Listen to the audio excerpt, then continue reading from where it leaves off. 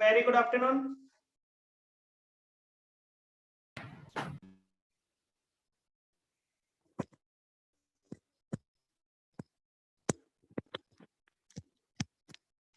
चलिए बेटा स्टार्ट करते हैं। हमने पढ़ लिया था जस्ट इन टाइम तक, पढ़ लिया था। पेज नंबर 4 के एंड में आ जाइए। पेज नंबर 4 एंड में आ जाइए। Human resource department, page number 4 के एंड में है ह्यूमन रिसोर्स डिपार्टमेंट। मिल गया?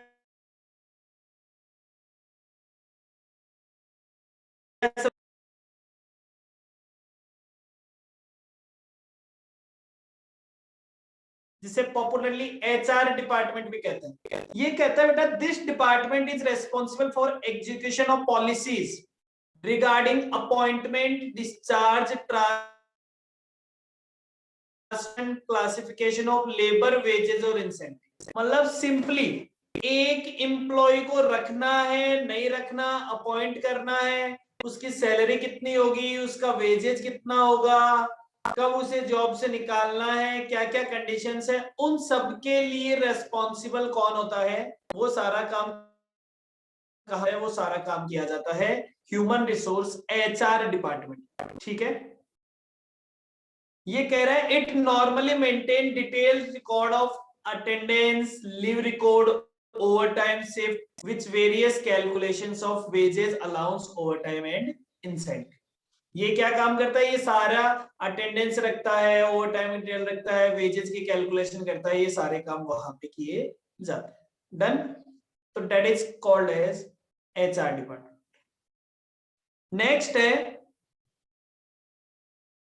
नेक्स्ट है engineering industrial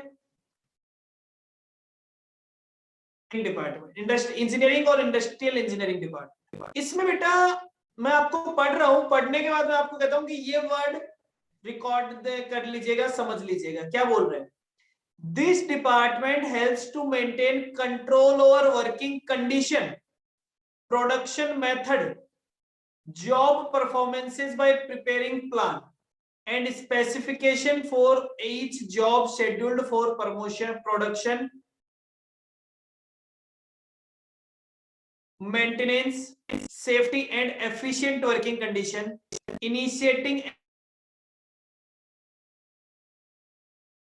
and making method, study, motion study and time study, setting piece rates, maintaining job evaluation, merit rating and job analysis। मतलब जो engineering department है वो आपको बताता है कि आपको प्रोडक्शन किस तरह से करना है, कितना टाइम लगाना है, कौन सा मेथड लगाना है, वो सारे काम आपको बताता है इंजीनियरिंग डिपार्टमेंट। इसका एक सबसे इंपॉर्टेंट कीवर्ड है, that is time study and motion study. Time और मोशन स्टडी जो प्रोडक्शन से रिलेटेड होती है वो कौन से डिपार्टमेंट में की जाती है? वो इंजीनियरिंग डिपार्टमेंट में की जाती है। तो engineering department basically record time and motion study of A product, how a product is made, which technique is used. Done? तो ये काम कौन करता है? ये इंजीनियरिंग डिपार्टमेंट करता है। फिर आता है टाइम कीपिंग डिपार्टमेंट। अब ये थोड़ा सा कंफ्यूज करता है एचआर डिपार्टमेंट से, लेकिन एचआर डिपार्टमेंट बहुत बड़ा होता है, टाइम कीपिंग बहुत छोटा सा होता है, उसी का पार्ट है। The function of this department is mainly to keep and maintain the time for which each and every worker has worked, including the check-in check-out time. The record are kept separately for different shift and irregular working period like overtime. तो ये कहता है कि over time में तो उसका अलग काम है, लेकिन नॉर्मली वर्कर 10 बजे आना चाहिए, इस टाइम पे जाना चाहिए, वो कितने बजे आया था, कितने बजे गया था, वो टाइम, बेसिकली टाइम कीपिंग, वो कौन डिपार्टमेंट करता है? वो करता है टाइम कीपिंग डिपार्टमेंट। ये एचआर का ही एक पार्ट है जो अपनी रिपोर्ट्स किसको दे देता है? एचआर डिपार्टमेंट को अपने रिकॉर्ड्स देता है, जिससे एचआर डिपार्टमेंट उसकी सैलरी कैलकुलेट कर लेता है। ओके, आगे कहता है साहब पेरोल डिपार्टमेंट। ये भी एचआर का ही पार्ट है। The department is responsible for preparation of payroll and also basically to maintain the job classification, department wage rate, to prepare each mains archi, to allocate those earnings to various cost center, to summarize deduction and employer shares। अब ये कहता है payroll department का काम क्या है? बोले HR department जब सैलरी की कैलकुलेशन करता है तो उसने तो सैलरी का सिस्टम बना दिया कि इसकी सैलरी ऐसे ऐसे। पेरोल, मिस्टर एक्स को इस महीने कितनी सैलरी मिलेगी वो कौन डिसाइड करता है? वो पेरोल डिपार्टमेंट उसकी कैलकुलेशन करता है, उसका अमाउंट निकालता है और उस अमाउंट से रिलेटेड, अब जैसे एम्प्लॉयर का कंट्रीब्यूशन है, पीएफ में पैसा जाता है, पेंशन फंड में पैसा जाता है, उसको कोई हाउस रेंट अलाउंस मिलना है, कोई एजुकेशन अलाउंस मिलना है, तो उन सबको मेंटेन करने का काम कौन करता है? पेरोल डिपार्टमेंट उन सबको मेंटेन करने का काम करता है। तो ह्यूमन रिसोर्स एक वाइड एरिया कवर करता है, टाइम कीपिंग और पेरोल उसको सबऑर्डिनेट करते हैं। ठीक है,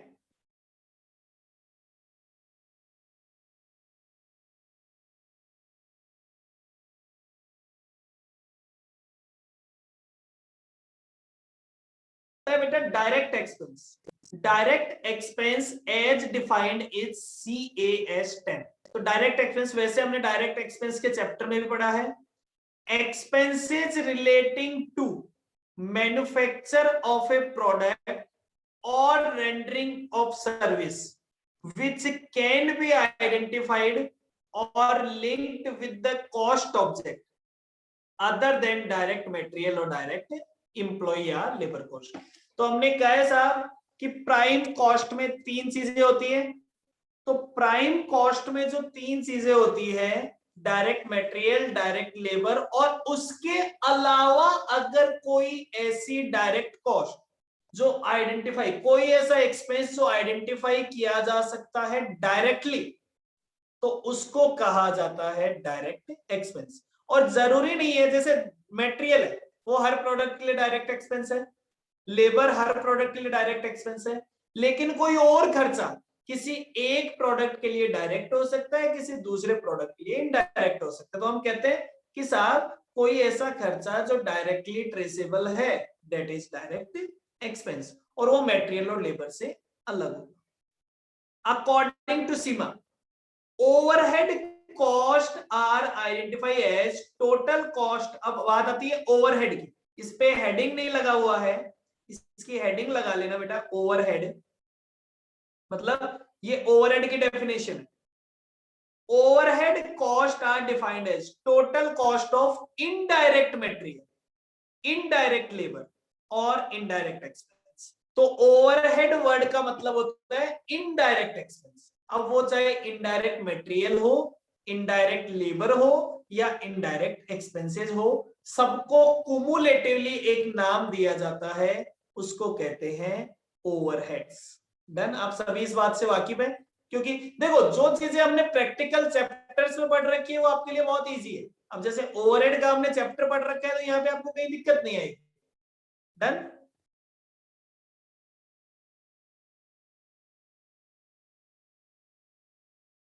अच्छा एक चीज बताओ बेटा, आपको याद है आपने स्टैंडर्ड कॉस्टिंग में, आपने स्टैंडर्ड कॉस्टिंग में एक रेट पढ़ा था फिक्स्ड ओवरहेड में, रिकवरी रेट, रिकवरी रेट। वो रिकवरी रेट क्या होता था? हमने ये माना कि पूरे साल का खर्चा लगेगा 1 लाख रुपए, पूरे साल में हम बजट बना रहे हैं कि हम 1 लाख यूनिट बनाएंगे, तो हमने एक यूनिट में 100 रुपए चार्ज करना स्टार्ट कर दी। हमने एक यूनिट में 100 रुपए स्टार्ट करना चालू कर दिया, तो हमारी रेट क्या हो गई? रिकवरी रेट हो गई 100 rupees per unit. 1 lakh divided by 1000, that is 100 rupees per unit. तो वो रिकवरी रेट है, वो क्या है? That is called pre determined rate, जिस रेट से हमने चार्ज करना स्टार्ट किया। तो देखिए डेफिनेशन है pre determined overhead rate. Predetermined rate is computed by dividing the budgeted overhead expense for the accounting period as the budgeted base. अब base आपका अलग अलग हो सकता है। रिकवरी रेट आप क्वांटिटी के लिए भी निकालते थे पर यूनिट, रिकवरी रेट आप आवर्स के लिए भी निकालते थे पर डे, रिकवरी रेट आप डेज के लिए भी निकालते थे पर डे। तो हमने कहा कि साहब रिकवरी रेट ही क्या कहलाती है, प्री डिटरमाइंड रेट। और वो कैसे निकाली जाती है, वो बजटेड ओवरहेड के हिसाब से निकाली जाती है। तो ओवरहेड रेट क्या होगी, budgeted overhead expense for the period divided by budgeted base. अब वो बेस आवर्स भी हो सकता है, डेज भी हो सकता है, यूनिट्स भी हो सकता है। डन।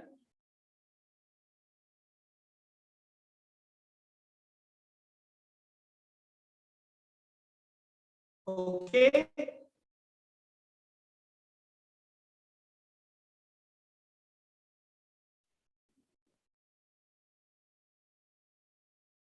हाँ, आगे कहता है बेटा ब्लैंकेट रेट।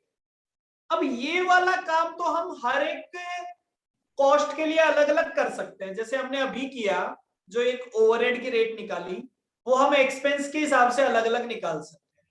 लेकिन मैंने कहा सारे खर्चों के लिए एक ही रेट निकाल दो, सारे खर्चों के लिए, जैसा हम ट्रेडिशनल ओवरहेड रेट में करते थे, सारे ओवरहेड्स के लिए एक रेट।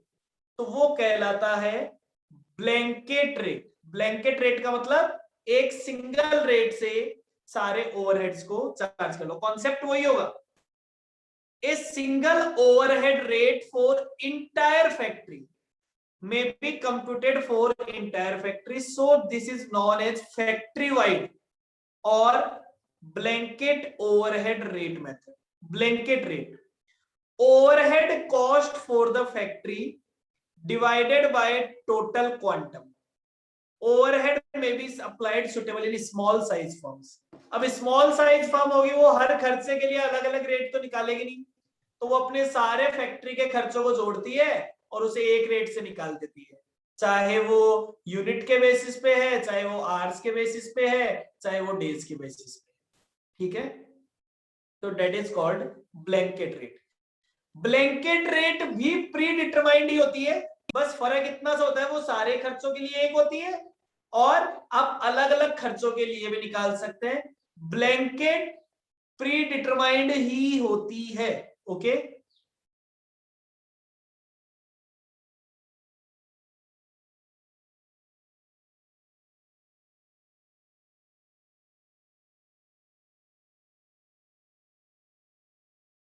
फिर आता है under absorption and over absorption. अब भैया जब आप प्री डिटरमाइंड रेट से खर्चे चार्ज करोगे, तो क्या ये जरूरी है कि साल के एंड वाले दिन जितने आपके एक्चुअल एक्सपेंस हुए हैं, आपका अमाउंट रिकवर्ड भी या एब्जॉर्ब भी उतना ही हुआ होगा? एग्जैक्टली नहीं, उसमें डिफरेंस आ सकता है। हो सकता है एब्जॉर्प्शन कम हुआ हो सकता है एब्जॉर्प्शन ज्यादा हो गया हो। अगर आपने ज्यादा रिकवर कर दिया तो वो कहलाता है ओवर एब्जॉर्प्शन, और कम रिकवर कर दिया तो वो कहलाता है अंडर एब्जॉर्प्शन। क्या ज्यादा रिकवर करने से कोई प्रॉब्लम होती है क्या भाई? खर्चा रिकवर ज्यादा हो गया और एक्चुअल में कम लगा, नहीं होती। प्रॉब्लम कब होती है? प्रॉब्लम होती है जब अंडर एब्जॉर्प्शन। तो देखो पहले तो अपन ये पढ़ते हैं, if the amount absorbed is less than the amount incurred, which may due to actual expense exceeds the estimate, and the output or the hours will be less than the estimate, the difference denote under absorption.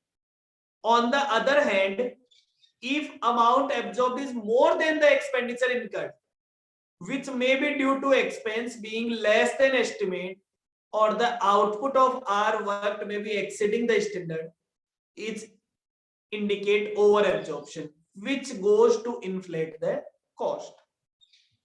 There are three way to handle it. अब handle किसको करना है? Handle करना होता है under absorption को। ठीक है साहब, ओवर एब्जॉर्प्शन को भी करे तो कोई दिक्कत नहीं है, बट अंडर एब्जॉर्प्शन प्रॉब्लमेटिक चीज है। तो ये कहता है there are three way to write off. पहला तरीका, राइट ऑफ कर दो। राइट ऑफ का मतलब P&L में चार्ज कर दो in case of under absorption, और write back in case of over absorption.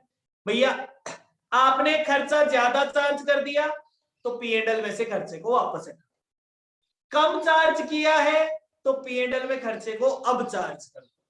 तो पहला काम तो P&L से एडजस्ट कर दो, मतलब ओवरहेड कॉस्ट को अगर अंडर एब्जॉर्प्शन है तो भी P&L से, ओवर एब्जॉर्प्शन है तो भी P&L से एडजस्ट करो और खत्म कर दो। फिर बोल रहे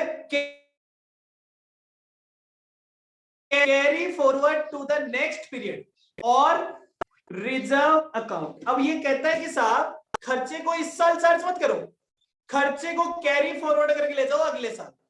क्या पता इस साल अंडर एब्जॉर्प्शन हुआ है, अगले साल ओवर एब्जॉर्प्शन हुआ है, बराबर हो जाए, या अगले साल में उस खर्चे को चार्ज कर देना अगर अंडर एब्जॉर्प्शन हो गया तो, या अगले साल उसे कॉस्ट में से कम कर देना, तो आप उसे अगले साल में एडजस्ट कर लेना, इस साल उसे कैरी फॉरवर्ड करके ले जाओ। तीसरा तरीका जो सबसे अच्छा तरीका है और जो सबसे एग्जैक्ट तरीका है, वो कहता है कि आपने पहले एक प्री डिटरमाइंड रेट निकाली, उस रेट से अपना ओवरहेड चार्ज कर लिया। अब आप कहते हो कि साहब मेरा ओवरहेड अंडर एब्जॉर्ब्ड है, तो एक सप्लीमेंट्री रेट और निकालो और उस सप्लीमेंट्री रेट से बचे हुए ओवरहेड को चार्ज कर दो। तो ये कहता है use of supplementary rate to adjust the effect to the cost of sales. उसमें जितना सेल हो गया वो हिस्सा सेल में जोड़ दो, जो फिनिश्ड गुड्स में पड़ा है फिनिश्ड गुड्स में, और वर्क इन प्रोसेस में है वो work in. This sound logical and it does not carry forward the unabsorbed overhead to the next period. It aims at splitting the total effect between the cost of sales और stock।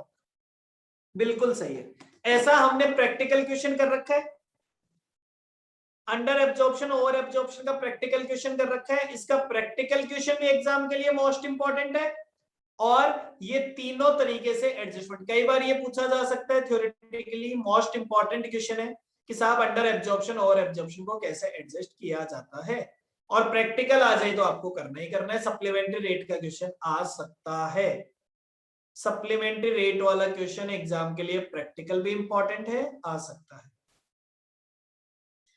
Done.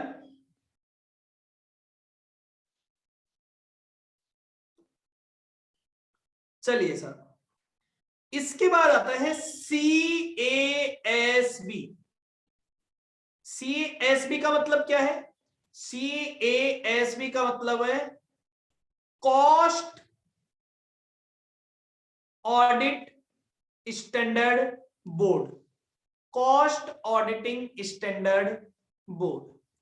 ये board क्या कहता है बेटा? CASB, CASB cost auditing standard, CAS। जो आप costing में हम जहां भी रूल की बात करते हैं तो वो सारे रूल किसने दिए? कॉस्ट ऑडिट ने, कॉस्ट स्टैंडर्ड ने। जैसे अकाउंटिंग स्टैंडर्ड होते हैं AS होते हैं, वैसे ही CAS होते हैं। 1 से लेके 24 तक CAS है। मैंने आपको कहा है आपको उनके नाम और नंबर याद करने हैं, वो MCQ के लिए बहुत इंपॉर्टेंट है। वो मैंने यहाँ पे नहीं लिखे नाम और नंबर, वो आपके पास पहले से अवेलेबल है, आपको उन्हें केवल नाम और नंबर याद करने हैं, उसके अलावा कुछ याद नहीं करना, केवल नाम और उसका नंबर। या तो आपको नाम देके नंबर पूछ लिया जाएगा या नंबर देके नाम पूछ लिया जाएगा, ठीक है? MCQ के लिए इंपॉर्टेंट।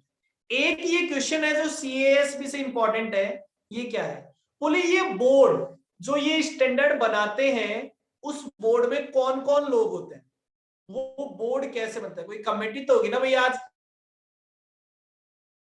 काम इनके रूल्स के अकॉर्डिंग होते हैं, तो वो रूल बनाने वाले लोग भी तो होने चाहिए, और वो रूल बनाने वाले लोग भी ऐसे होने चाहिए जो एमिनेंट लोग हो। तो इन्होंने कहा था composition of CASB will be broad based and ensure participation of all interest group in the standard setting process। कि साहब जो स्टैंडर्ड बनाए जा रहे हैं, जो रूल्स बनाए जा रहे हैं, उसमें सारे तरह के लोग। The chairman of the CASB will be nominated by council of the institute। Institute की जो काउंसिल है वो काउंसिल नॉमिनेट करती है, मतलब आपका जो कॉस्ट अकाउंटिंग इंस्टीट्यूट है, ICW इंस्टीट्यूट है, उसकी काउंसिल नॉमिनेट करती है। After from 6 members, apart from 6 members of the council nominate on the CASB, the following will represent on the CSP। अब ये कहता है कि काउंसिल में 6 मेंबर होंगे, उन 6 मेंबर के अलावा ये और लोग होंगे जो कि उसमें पार्टिसिपेट करते हैं। देखो, एक चेयरमैन है,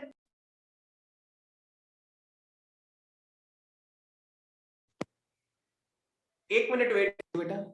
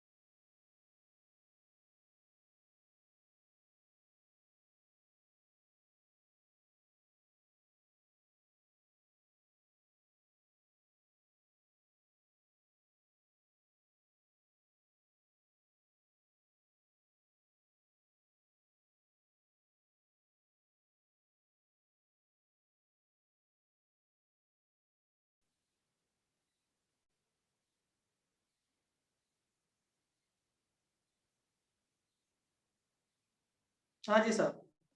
तो उसने कहा कि CASP में ए nominee of central government representing ministry of corporate affairs, एक नॉमिनी पर्सन आएगा। कहां से आएगा? सेंट्रल गवर्नमेंट से। सेंट्रल गवर्नमेंट के कौन से डिपार्टमेंट से आएगा? MCA से आएगा, मतलब जो मिनिस्ट्री ऑफ कॉर्पोरेट अफेयर्स है, जो सारे बिजनेस के मैटर्स देखती है। Advisor cost, cost audit branch, ministry of corporate affairs, government of India. Government of India का जो मिनिस्ट्री ऑफ कॉर्पोरेट अफेयर्स है, उसमें जो कॉस्ट एडवाइजर है वो भी उसमें पार्टिसिपेट करेगा। In nominee of the central government representing CBEC, CBEC मतलब central board of excise and custom. अब ये क्या हो गया? CBGST। अब ये हो गया central board of goods and service tax and customs. ठीक है, तो central boards of GST and customs. फिर बोलता है in nominee of central government represent CBDT, central board of direct taxes, उसका एक पर्सन होगा। 2 members of the institute representing leading companies, institute के 2 मेंबर, मतलब कोई भी 2 CMA जो कि किसी लीडिंग कंपनीज में काम करते हो। 4 nominee from the regulators, regulator कौन कौन? CAG का एक मेंबर होगा, RBI का मेंबर होगा, सेबी का मेंबर होगा, IRDA का मेंबर होगा, ट्राई का मेंबर होगा, इनमें से 4 कोई मेंबर होंगे। 2 nominee from the professional institute, एक CA इंस्टीट्यूट से मेंबर आएगा, एक CS इंस्टीट्यूट का मेंबर आएगा। 3 nominee of the industry association, जैसे कुछ इंडस्ट्री में बिजनेस के लिए एसोसिएशन बने हुए हैं, जैसे एसोचैम, CII, फिक्की, ऐसे बहुत सारे, तो उनमें से किसी 3 के नॉमिनी आएंगे। 2 nominee from the academic institution, जैसे IIM, MDI यूनिवर्सिटी, बड़ी बड़ी यूनिवर्सिटीज ऐसे। 4 eminent practising member of institute, 4 practising CMA, और उसके अलावा president is authorised to include a maximum of 2 eminent member having knowledge और एक्सपर्टाइज ऑफ CMA और accounting institute not falling under the above definition. मतलब इनके अलावा जो लोग थे, अगर उसके अलावा भी किसी 2 लोग ऐसे हैं जिनको कि भाई अकाउंटिंग स्टैंडर्ड का या कॉस्ट एंड मैनेजमेंट अकाउंटिंग का बहुत अच्छा नॉलेज है, लेकिन वो ऊपर वाली किसी कैटेगरी में नहीं आते, साहब एक लॉयर है लेकिन उसे बहुत अच्छा नॉलेज है, उसको भी आप लगा सकते हो। ठीक है, तो ये सब मिलके ये आपको एक याद करने वाला है, लेकिन ये इंपॉर्टेंट है। ठीक है, ये ऐसा पूछा जा सकता है, थोड़ा सा बड़ा है, थोड़ा सा लेंथी जरूर है, फिर भी इसको याद कर लेना बेटा, एक बहुत अच्छा क्वेश्चन ये बन सकता है। आएगा तो ये बोनस के जैसे नंबर होते हैं। ठीक है, तो फिक्स आपको 7-8 नंबर मिल जाते हैं। बहुत बहुत इंपॉर्टेंट नहीं है, लेकिन याद करने वाला है, आप एक क्वेश्चन एक्स्ट्रा में याद कर सकते हैं। फिर आता है बेटा एक बहुत ही छोटा सा लाइन है, integrated accounting. Integrated accounting system is a name given to a system of accounting where cost and financial account are kept in the same set of books. Integrated accounting मतलब जहां पे कॉस्ट रिकॉर्ड्स और financial accounting के लिए अलग अलग books नहीं रखी जाती है, एक साथ ही मेंटेन किए जाते हैं. तो जब सेपरेट बुक्स नहीं रखी जाती है तो क्या किसी रिकंसिलेशन की जरूरत पड़ेगी क्या? जब सेपरेट बुक्स मेंटेन ही नहीं की जाती है तो क्या किसी रिकंसिलेशन की जरूरत पड़ेगी? किसी रिकंसिलेशन की जरूरत नहीं पड़ेगी. लेकिन अगर कॉस्ट अकाउंटिंग की बुक अलग से रखी जाती हो और फाइनेंशियल अकाउंटिंग की बुक्स अलग से रखी जाती हो तो उसे कौन सा सिस्टम कहेंगे? उसे कहेंगे non integrated accounting, non integrated books. ठीक है साहब. और जहां पे नॉन इंटीग्रेटेड आएगा, क्या वहां पे दोनों का एग्जैक्टली आंसर आना, क्या दोनों के रिकॉर्ड सेम होना बाइंडेड है? नहीं होगा. क्या दोनों के अकाउंटिंग में डिफरेंस हो सकता है? और उस डिफरेंस को मीट आउट करने के लिए हमें रिकंसिलेशन स्टेटमेंट बनाना पड़ता है. ठीक है. जो रिकंसिलेशन स्टेटमेंट बनाना आपके प्रैक्टिकल पोर्शन का पार्ट है. यहां हम केवल रिकंसिलेशन की डेफिनेशन पढ़ रहे हैं. डेफिनेशन पढ़ के अपन आगे बढ़ जाएंगे. ये कहता है साहब, where no separate accounts are maintained for cost and finance the question of reconciliation does not arise. तो बोले जहां पे सेपरेट अकाउंट्स नहीं बनते हैं वहां पे तो रिकंसिलेशन की जरूरत ही नहीं पड़ती. But where the cost and financial account are maintained independently, it is indispensable to record them. Though both the set of accounts are same as far as the basic transaction are concerned, but there are difference in profits of two set of books. Done. तो दोनों के profit में difference आता है तो उसके लिए reconciliation हमें बनाना पड़ता है. ओके.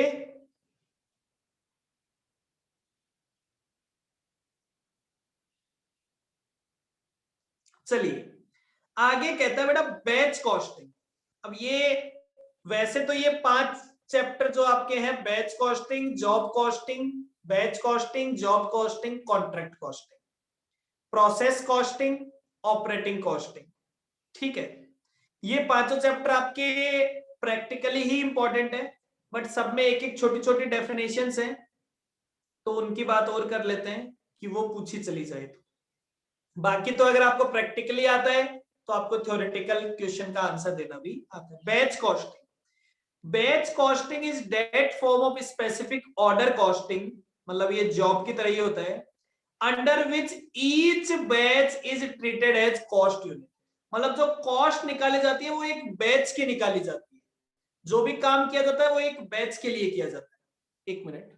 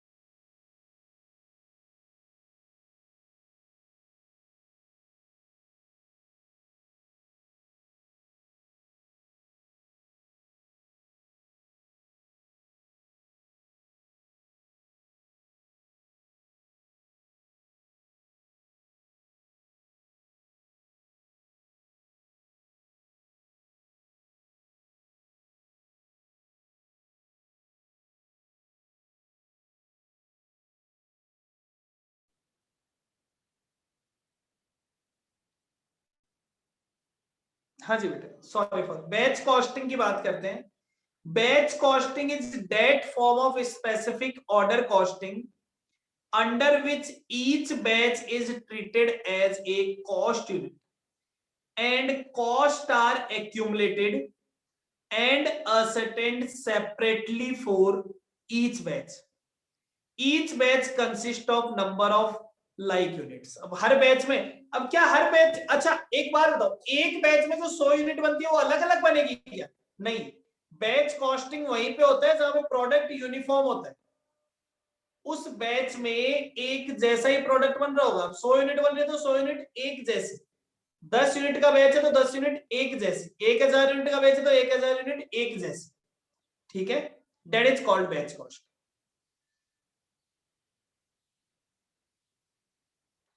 बाकी बैच कॉस्टिंग का प्रैक्टिकल आपने देख रखा है. बैच कॉस्टिंग में दो तरह के क्वेश्चंस होते हैं, एक तो इकोनॉमिक बैच क्वांटिटी निकालने वाला और एक बैच की कॉस्ट निकालना. कॉस्ट निकालना सेम कॉस्ट शीट ही होता है, बस वो आप एक बैच के लिए निकाल रहे होते हैं, और ईबीक्यू आपको निकालना आता ही है.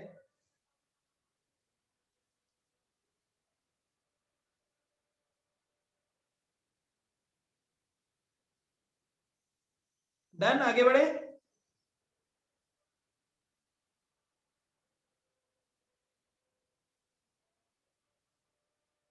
चलिए, फिर बोलता है एप्लीकेशन ऑफ बैच कॉस्टिंग.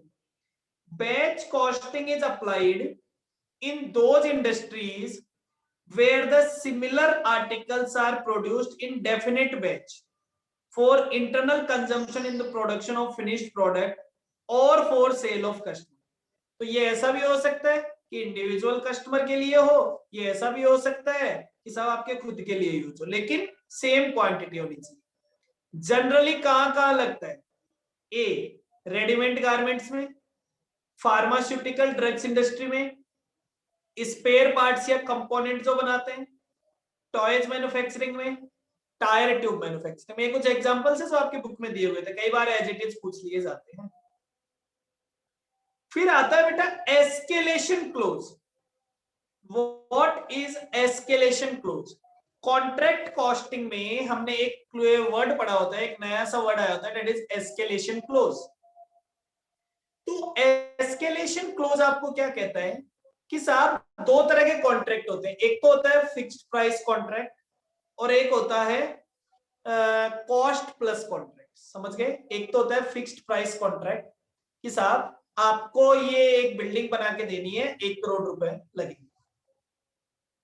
कई बार होता है कॉस्ट प्लस कॉन्ट्रैक्ट कि आप तो अपनी कॉस्ट में एक फिक्स परसेंटेज ऑफ प्रॉफिट जोड़ लेना, सारे कॉस्ट के बिल दे देना और हम आपको इतना प्रॉफिट जोड़ के दे देंगे. कई बार ऐसा होता है कि हम चाहते तो रखना है फिक्स्ड प्राइस, लेकिन कुछ ऐसे आइटम्स होते हैं जिनकी रेट में फ्लक्चुएशन होता रहता है, तो हम एक फिक्स्ड प्राइस निकाल नहीं पा रहे. तो हमने कहा साहब कॉन्ट्रैक्ट तो कर लो फिक्स्ड प्राइस का, और उस आइटम पे एक एस्केलेशन क्लोज लगा दो. एस्केलेशन क्लोज लगाने का मतलब क्या है?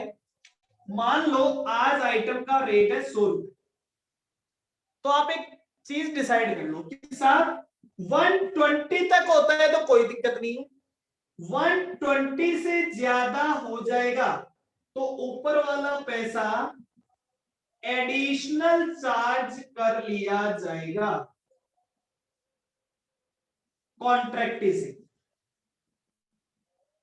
तो 120 से ऊपर जाने के बाद तो वो वहां पे क्या कहते हैं कि आप पे एस्केलेशन क्लोज, उस क्लोज को, इस बात को कहा जाता है एस्केलेशन क्लोज. ठीक है साहब.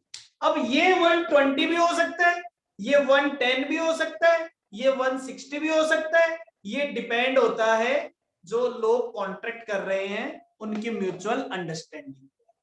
ठीक है साहब. तो इसे कहा जाता है एस्केलेशन क्लोज. हाँ, जनरली ऐसा होता नहीं है, बट अगर मान लो कम करने पे ये रेटें ऐसे भी तो हो सकती है ना, कम हो रही हो, तो उस पे जो क्लोज लगाया जाता है उसे कहते हैं डी एस्केलेशन. जनरली बहुत रेयर होता है, फिर भी ऐसा हो सकता है. ठीक है, तो उसे बोलेंगे डी एस्केलेशन. समझ गए? प्रैक्टिकली आपको ये करना आता है, आपने इसके क्वेश्चन भी कर रखे हैं, सभी को आता है ना. एग्जाम के लिए एस्केलेशन क्लोज जिस क्वेश्चन में था वो क्वेश्चन बहुत इंपॉर्टेंट है. प्रैक्टिकल क्वेश्चंस में जिसमें एस्केलेशन क्लोज था वो बहुत इंपॉर्टेंट है। मैं पढ़ देता हूं एक बार एस्केलेशन क्लोज फटाफट से, कि कोई वर्ड ऐसा नहीं है ना जो नहीं समझ में आए। Escalation clause are often provided in contract as safeguard against any likely changes in price or utilization of material labor. Such a clause in a contract that would provide that in the event of specified contingency happening, the contract price would suitably enhance. The clause is particularly necessary where the price of certain raw material are likely to rise, where labor rates are anticipated to increase, or where the quantity of material or labor time cannot be properly assessed or estimated unless the work has sufficiently advanced. There may also be de-escalation or reserve clause to provide for any future decrease in the price so that the benefit may be passed on to contract. ठीक है sir. Meaning of joint product, क्या आप joint product का meaning बता सकते हैं? सभी को बहुत अच्छे से आता है। जब हम जॉइंट प्रोडक्ट बाय प्रोडक्ट पढ़ना स्टार्ट करते हैं तो मैंने आपको सबसे पहले कहा था कि जॉइंट प्रोडक्ट कौन से होते हैं? वो प्रोडक्ट जो आपने स्टार्ट किए हैं एक लेवल तक जिनकी प्रोसेस सेम होने वाली है, और उसके बाद उनको पूरा करने के लिए आपको सेपरेट कॉस्ट इनकर्ड करनी होती है, सेपरेट प्रोसेस लगानी होती है। That is called joint product.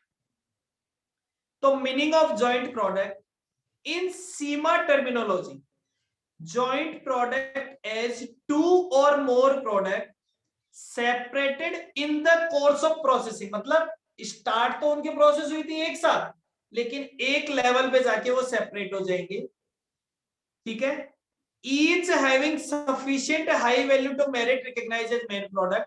अब वो कहते हैं कि कोई ऐसा प्रोडक्ट नहीं है जो बाई प्रोडक्ट है, जिसको आप बनाना नहीं चाहते थे अपने आप बन गया, उसकी ऐसी वैल्यू होनी चाहिए, वैल्यू मतलब आपको उसकी ऐसी मेरिट्स होनी चाहिए कि आप उसे बनाना चाहते थे, तब वो मेन प्रोडक्ट, मतलब वो मेन प्रोडक्ट की कैटेगरी का होना चाहिए, तो वो जॉइंट प्रोडक्ट है, अदरवाइज वो बाई प्रोडक्ट है। Joint product implied that they are produced from the same basic raw material, मतलब वो start तो with the same basic raw materials, are comparatively of equal importance, और importance भी लगभग उनकी equal है, are produced simultaneously by way of common product, but may require further processing at the point of separation। Simple सी बात है भैया, यहां से काम स्टार्ट किया, यहां तक जाएगा, एक पॉइंट ऐसा आएगा जिसमें वो अलग अलग हो जाएंगे।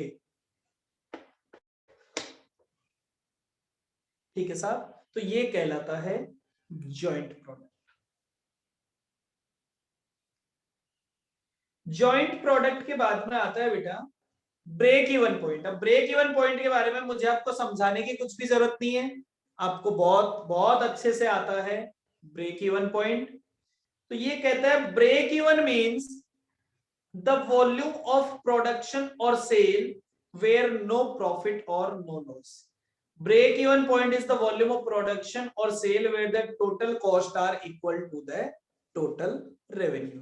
तो ब्रेक इवन पॉइंट वो पॉइंट होता है जहां पे आपकी टोटल कॉस्ट आपकी टोटल रेवेन्यू के बराबर होती है, आपको कोई फायदा नहीं होता, आपको कोई नुकसान नहीं होता। ये बात आपको बहुत अच्छे से पता है।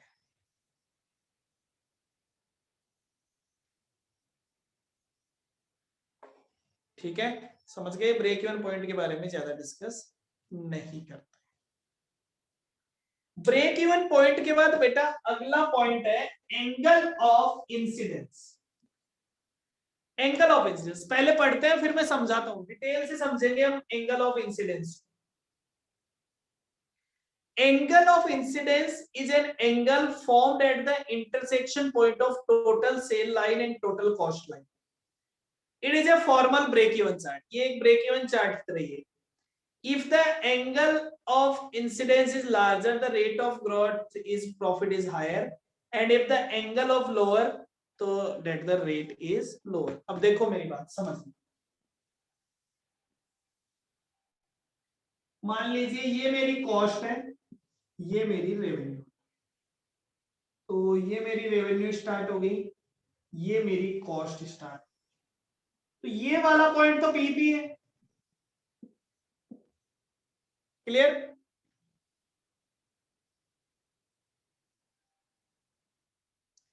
अब बेटा ये कहलाता है एंगल ऑफ इंसिडेंस, ये कहलाता है एंगल ऑफ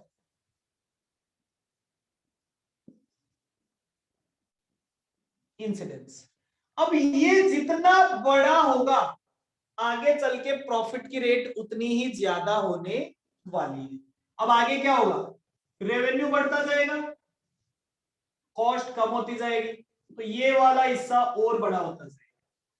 तो ये एरिया मेरा जितना, ये इंसिडेंस जितना बड़ा होगा ना, मेरा प्रॉफिट फ्यूचर में उतना ही ज्यादा होने वाला है, clear.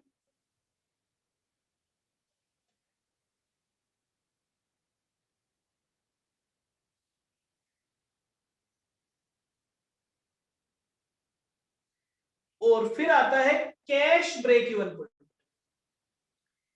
Cash break even point, cash break even point की बात करते हैं, तो ये जब हम ब्रेक इवन पॉइंट निकालते हैं तो हम नॉन कैश आइटम को भी खर्चा मानते हैं, जैसे डेप्रिसिएशन।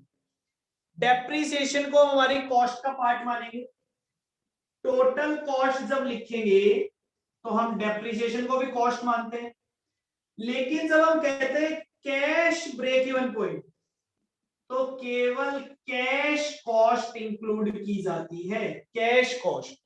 यहां पे वो कॉस्ट इंक्लूड नहीं की जाती है जो कि आपको कैश में पे नहीं करनी है। पढ़ लीजिए, when break even point is calculated only those fixed costs which are payable in cash such as break even point is known as cash break even point. This means that depreciation and other non cash fixed costs are excluded from the fixed cost in computing break even point. तो cash break even point का formula क्या हो गया, cash fixed cost divided by contribution per unit। वरना हम break even point का formula लिखते हैं fix cost divided by contribution per unit. हम यहाँ पे लिखेंगे cash fix cost divided by contribution per unit, okay.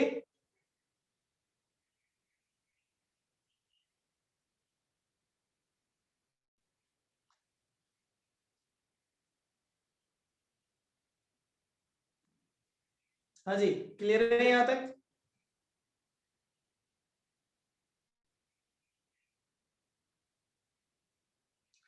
फिर बात आती है standard cost. What is standard cost?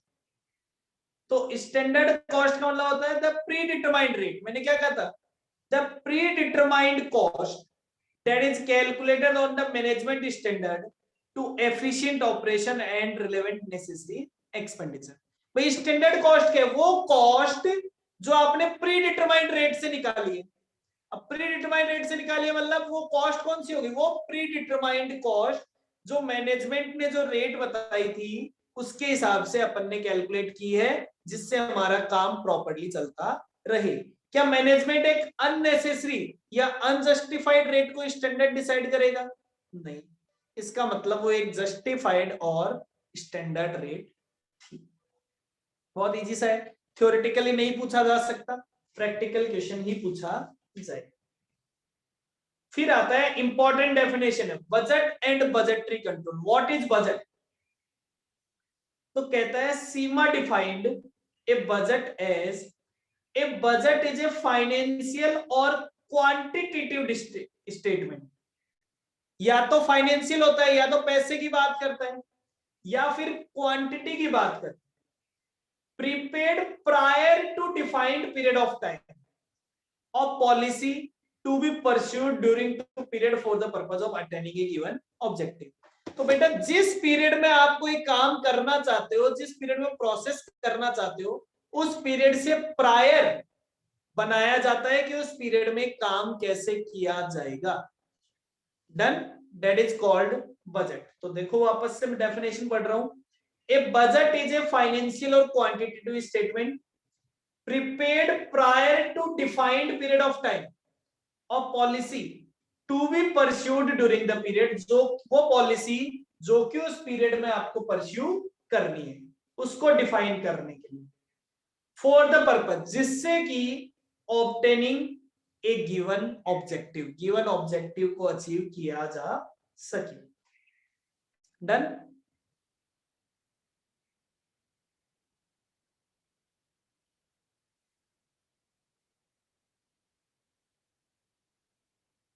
Master budget, master budget क्या होता है?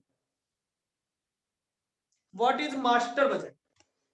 Master budget is the budget prepared to cover all the functions of business, मतलब सारे budgets की समरी।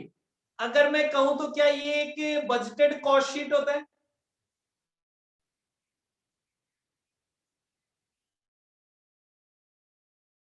कॉस्ट शीट होता है, बिल्कुल। It can be taken as the integrated budget of the business concern. That means it shows the profit and loss, financial position of the concern such as budgeted profit or loss, budgeted balance sheet is known as master. Master budget is also known as summary budget or financial profit plan, combined all the budget of the period into one harmonized unit that is shows the overall budget plan. तो आपने जो material के लिए, जो labour के लिए, जो overhead के लिए सबका बजट बनाया है, उसको एक जगह लाके समराइज करना और प्रॉफिट कैलकुलेट करना बजटेड, वो कहलाता है मास्टर बजट।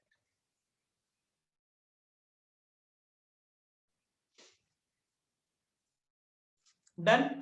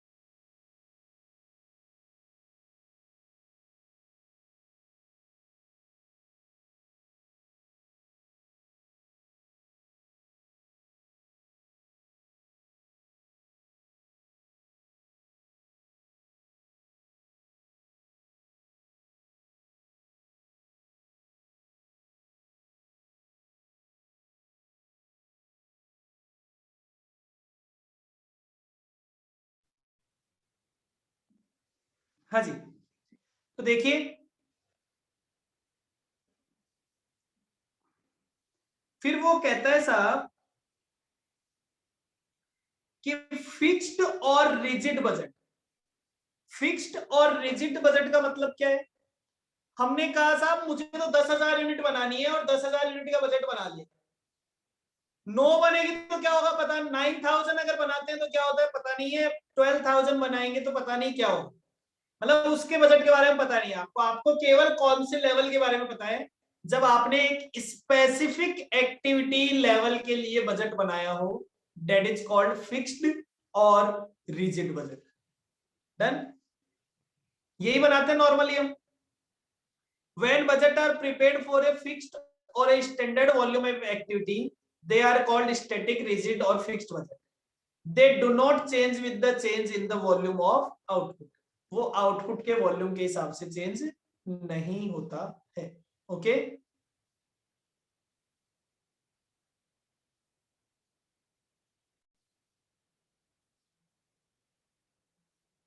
चलिए फिर आगे बोलता है बेटा flexible budget.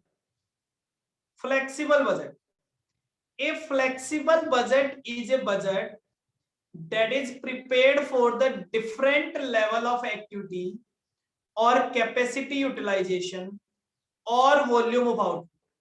That budget are prepared so that changes in accordance with the volume of output. मतलब जिसके हिसाब से अपन आउटपुट के वॉल्यूम में चेंज कर सकें, कम भी कर सकें, ज्यादा भी कर सकें। अगर 10,000 का लेवल हमारा स्टैंडर्ड लेवल है, हमने 8,000 का बजट ही बनाया, हमने 12,000 का भी बजट बनाया और उसकी भी कॉस्ट हमने कैलकुलेट कर ली। ये प्रैक्टिकली आपने पढ़ रखा है और प्रैक्टिकली ही इंपॉर्टेंट है।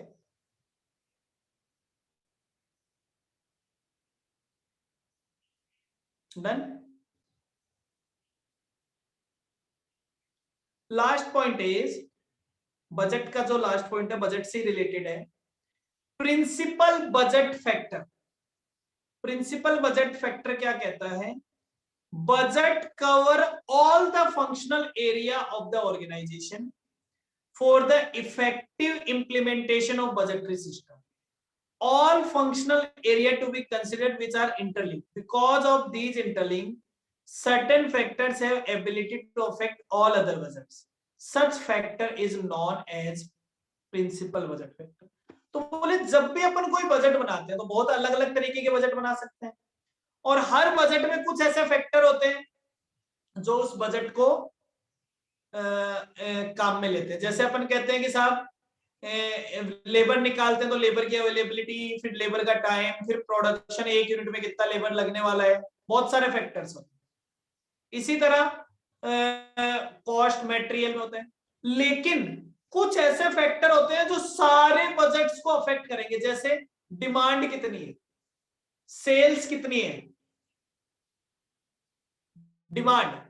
अब डिमांड होगी तो प्रोडक्शन पता चलेगा, प्रोडक्शन पता चलेगा तो रिक्वायरमेंट पता चलेगी, मटेरियल की कितनी है, लेबर की कितनी है, मतलब तो वो फैक्टर जो सारे बजट्स को अफेक्ट करता है वो फैक्टर कहलाता है प्रिंसिपल बजट फैक्टर।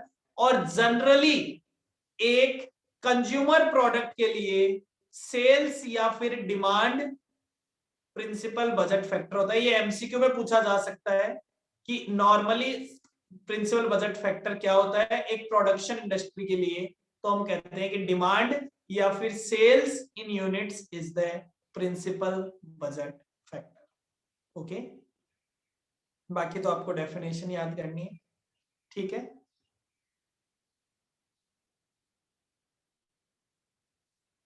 चलिए फिर एक बात आती है बेटा, responsibility accounting. Responsibility accounting theoretical है, एक शॉर्ट नोट कहीं दिया हुआ है, मैं सोच रहा हूं क्या पता पूछ ही लिया जाए। तो ये बोलता है responsibility accounting is a system of accounting that recognize various responsibility centers throughout the organization, reflect to plan and action of each these centers by assigning particular revenue and cost to one having the pertinent responsibility. is also called profitability accounting and activity accounting. It is the system in which the person holding the supervisory post as president, function head, foreman are given a report showing to performance of company or department or a section. President है तो पूरी company की report देगा, अगर foreman है तो एक function की रिपोर्ट देगा, सॉरी फंक्शन हेड है तो एक डिपार्टमेंट की रिपोर्ट देगा, और अगर फोरमैन है तो एक सेक्शन की रिपोर्ट देगा. The report will show the data relating to operational result of area and the item of which he is responsible for the control. तो रेस्पॉन्सिबिलिटी अकाउंटिंग क्या कहती है? रेस्पॉन्सिबिलिटी अकाउंटिंग कहती है कि अपने बिजनेस ऑर्गेनाइजेशन छोटे छोटे रेस्पॉन्सिबिलिटी सेंटर्स में बांटे और हर सेंटर की रेस्पॉन्सिबिलिटी किसी एमिनेंट पर्सन तो उससे रिलेट करता है उसको दे, और उसको रेस्पॉन्सिबल बना दो कि साहब इसमें होने वाले काम की रिपोर्ट आप तैयार करके दोगे कि आपके डिपार्टमेंट ने, आपके एरिया ने, आपके सेक्शन ने किस तरह का काम किया है, कितना काम किया है, आप उसके लिए रेस्पॉन्सिबल हो. ठीक है, that is called responsibility accounting. And last है बेटा परफॉर्मेंस बजटिंग. परफॉर्मेंस बजटिंग क्या है? ये रेस्पॉन्सिबिलिटी अकाउंटिंग जैसा ही. Performance budgeting is a synonym with responsibility accounting, which means thus the responsibility of various level of management is predetermined in the terms of output and result in view to authority based. The main concept अब ये कहता है कि साहब responsibility accounting में हमने आपको responsibility दी है, तो वो रेस्पॉन्सिबिलिटी कितनी रेस्पॉन्सिबिलिटी है उसको जब यूनिट्स में या प्रॉफिट के अमाउंट में बता दिया जाता है, तो वो आपके लिए क्या है? वो बेसिकली आपके लिए एक परफॉर्मेंस बजट है कि आपकी परफॉर्मेंस ये होनी चाहिए. आपको साहब इस एक महीने में 100 यूनिट बनानी है या 100 यूनिट बेचनी है या 1 लाख रुपए की सेल करनी है, तो वो आपके लिए क्या है? Performance budgeting. उसके कुछ मेन कॉन्सेप्ट बता रखे हैं. It is based on A classification of managerial level for the purpose of establishing A budget for each level. In individual in charge of that sound made responsible and held accountable. जिससे कि क्या है, हर person को उसके level के हिसाब से individual budget दे दो जिससे कि उसको रेस्पॉन्सिबल या अकाउंटेबल किया जा सके. The starting point of the performance budgeting system rests with the organization chart in which the jurisdiction have been determined. Authority leads to the responsibility for certain cost and expense which are forecast and present in the budget. उसको authority भी देनी पड़ेगी और उसका jurisdiction कि साहब अपने level पे वो अपना डिसीजन ले सके. The cost in which individuals and department budget should be limited to the cost controlled by him. जो कॉस्ट वो कंट्रोल कर रहा है उन कॉस्ट को रिपोर्ट करेगा. And the person concerned should have authority to bear the responsibility. अब अगर उसको आपने रेस्पॉन्सिबिलिटी दी है तो आपको उसके लिए अथॉरिटी भी देनी पड़ेगी जिससे वो अपनी रेस्पॉन्सिबिलिटी को पूरा कर पाए. तो ये आपका प्योरली थ्योरी कंटेंट था बेटा, जो कि प्योरली थ्योरी था. इसका अपने प्रैक्टिकल से बहुत कम रिलेवेंस था. ऐसा नहीं है कि अपन को प्रैक्टिकल आता है तो ये चीजें आती. मैंने आपको केवल इसमें वो वाली थ्योरी दी है जो डायरेक्टली आपके प्रैक्टिकल से रिलेटेड नहीं थी, वो वाली थ्योरी. बाकी अगर जो भी थ्योरी बनती है वो आपने कहीं ना कहीं उसके बारे में प्रैक्टिकल पढ़ रखा है, प्रैक्टिकल कर रखा है, तो उस थ्योरी के बारे में हम लिख सकते हैं. एकदम सेपरेटेड थ्योरी यही है. इस थ्योरी को अगर आप पढ़ लेते हैं तो आपको ऐसा नहीं लगेगा कि ये क्वेश्चन मेरे सामने से आ गया. डन. इसकी रिकॉर्डेड क्लास आपको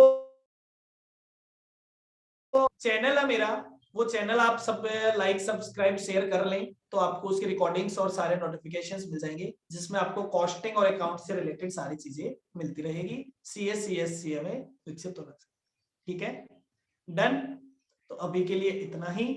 थैंक यू, बाय बाय. जल्दी ही आपको फाइनेंशियल अकाउंटिंग की थ्योरी का वीडियो में और दे दूंगा. मुझे 2-3 दिन का टाइम उसके लिए और चाहिए. उसके बाद आपको फाइनेंशियल अकाउंटिंग की थ्योरी का नोट्स और वीडियोस भी मिल जाएंगे इसी तरह से। ठीक है, चलिए bye bye, take care, thank you so much, bye bye.